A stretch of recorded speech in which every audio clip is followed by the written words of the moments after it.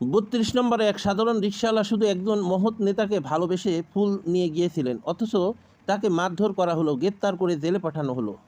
এখন আবার তাকে ছেড়ে দেওয়া হচ্ছে। প্রশ্ন হলো, এ কেমন দেশ, এ কেমন সরকার? একজন নাগরিকের মৌলিক অধিকার হলো স্বাধীনভাবে ভালোবাসা প্রকাশ করা, শ্রদ্ধা নিবেদন করা। এর জন্য তাকে অত্যাচার করা, মিথ্যা অভিযোগে জেলে পাঠানো, এটা এক কথার রাষ্ট্রের সবচেয়ে বড় ইতলামু।